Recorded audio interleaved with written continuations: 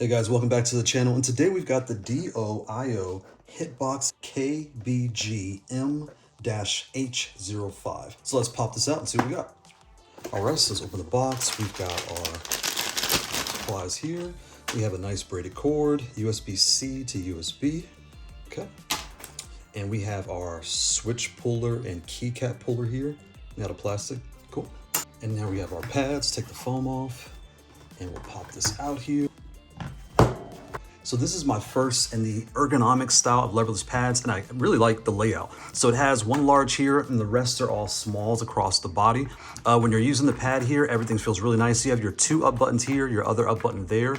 You have your L3s on the bottom and the top, your R3 here, and you also have your L3 and R3 here. Your home and start are right there on the top, so when you connect it to your console, you press the home button, you press start, you press A, and you'll be all set to start playing. It does come with a screen, so that when you're doing your settings and changing things, you can see what you're doing, so that's really nice. And again, this is made out of metal, so when you pick it up, it feels very dense and very nicely weighted on your lap. When we're playing with this pad here, the keycaps feel really nice. The buttons actually feel really nice too, maybe it's the material, but when you're playing, they are using different switches. So this uses, I believe, they're GATERONs, so these are these here, whereas I'm used to seeing the Kailhs, right, these reds here. And these switches on this pad in particular feel just fine. I am very familiar and a big fan of the Ghost and Wind engines in the Kailh style, so I'll have to find out which version of that switch applies to this pad so I can kind of swap these out and put those in. When you're using the pad, everything feels really nice. And again, this style of play, I'm becoming a huge fan. These buttons are small, so I really would like to see like another version with all larges across the whole body. But playing this, I didn't feel cramped at all. I didn't feel like the spacing was too tight. The space is actually very well done. It's really easy to play on this style of controller, and you feel very comfortable doing with that extra space. So here's what these switches sound like.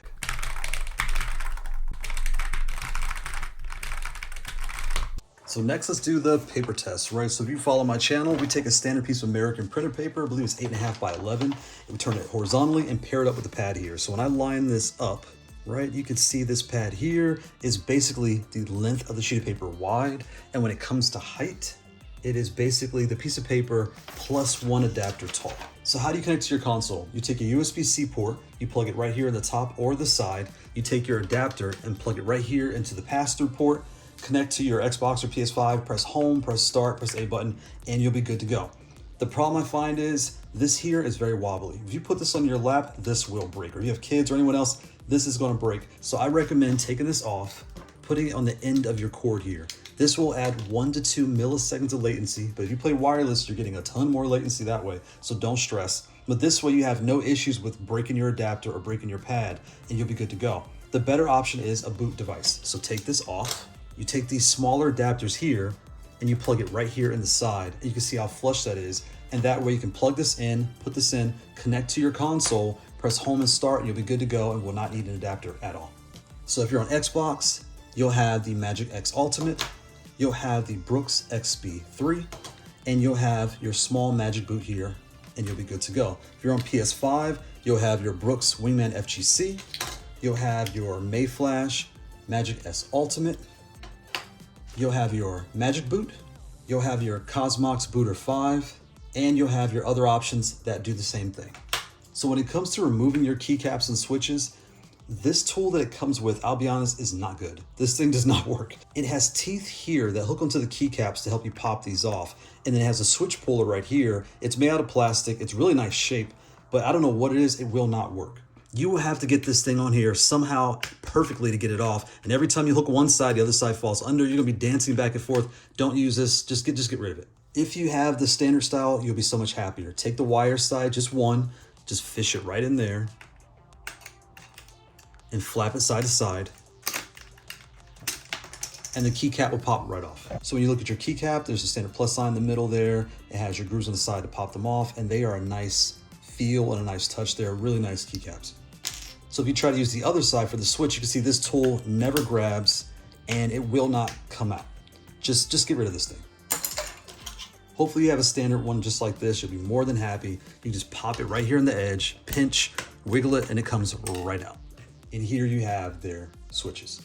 And again, you will need GATERON switches because these are a different pin layout than the standard Kailhs. Line the pins back up, push down, and you're all set. Take your keycap, just line the plus sign up, and you're all set.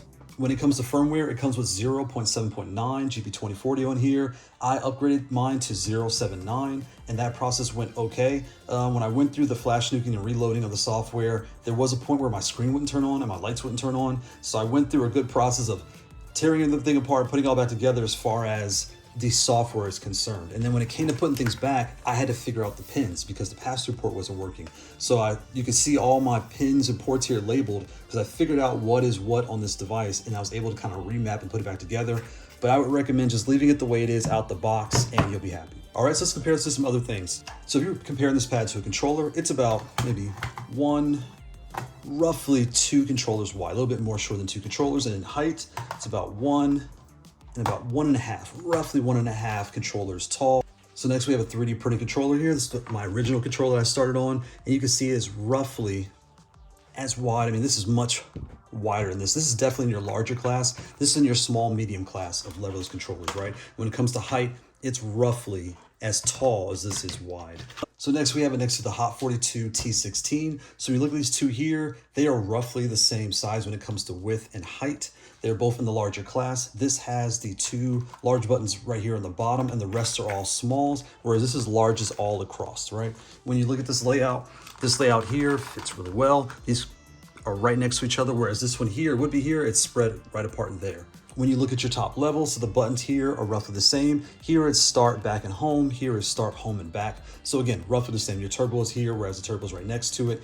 And here your power ports on the top, whereas here's on the top and the side. But you can see them side by side how they fit. So when I put it on top here, you can see they are essentially the same height. But this pad here is roughly wider by roughly 1 adapter wider. So we're looking at these two side by side. This is more of your premium metal build quality here. This is your standard acrylic on top and bottom. You can add your custom artwork. This one here has your small buttons all across and your large on the bottom, whereas you have your largest all across this pad here. The top row is almost the same. You have your home and start, and you have your home, start, and back in the middle. You have your USB-C port here and the other port here and on the side as well. So I also like the fact that this pad comes with the 2 USB-C ports. So if anything goes wrong with one of your ports, you bend it, you break on it, you step on it, anything goes wrong, you have a backup on the other side here or on the top there. That's really convenient. They both have their screens here on the top. This having your 16 button layout, this having your 17 button layout, and your ability to configure all the buttons as you want on both sides. And that compares the 2 of these. So next, let's bring out the big boy. So if you have a Joystick now or the large Mayflash leverless pad, how does this compare? You can see that this pad here, I mean, there's plenty of space in this. I'll slide it over this way, and you can see how much bigger this is. This box is roughly 1 adapter wider and roughly 2 adapters taller than this pad here. This will come with your standard button style, and this will come with your low profile switches. So if you like the weight of these larger box style devices, you do get a bit of that here. You put some grip tape on the bottom, and with the metal build quality, it does feel very weighted and balanced on your lap, and that's a nice feeling and very familiar to these. Nowhere near as heavy as a box or a joystick, but again, in the large leverless pad style, this is slightly heavier than the others. So that's the DOIO H05.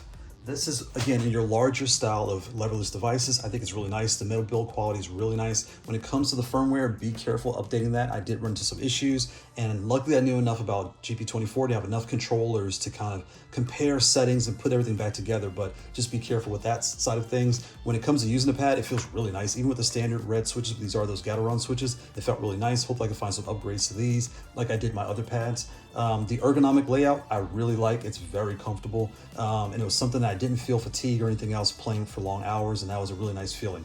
Also, having the extra weight and the metal build quality is really nice, and it feels very premium. I think you're gonna like it. So if you're coming from the standard style, going to ergonomic is very nice. It feels very familiar. Nothing felt out of the ordinary.